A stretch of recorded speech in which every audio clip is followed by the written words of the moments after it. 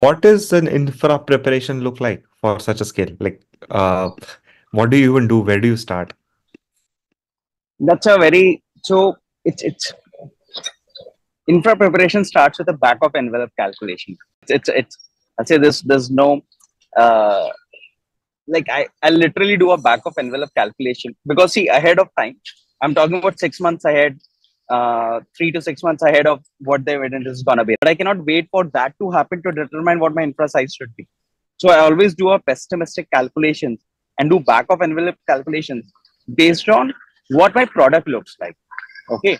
And based on the product, I know what all features I'm powering and I know what all to power those features. What is the amount of maybe a rough approximate count of requests or count of things I would be calling, right? And when I know the approximate count of requests, I'll do a pessimistic approach and say that let's assume that everything operates in a synchronous manner. Okay.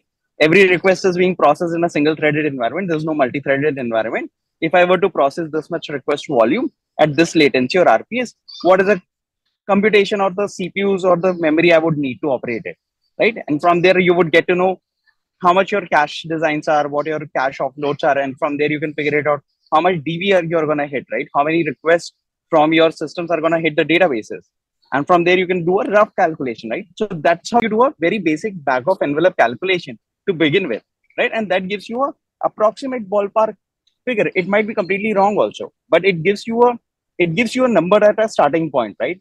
And then you go and fine tune from there. Then you say that okay, let me understand if have I optimized this application? Is this application super optimized to operate much faster?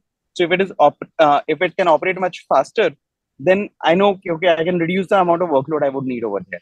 And then you come to an infra size, work with all the providers, plan it out, ensure that all of that is sorted out.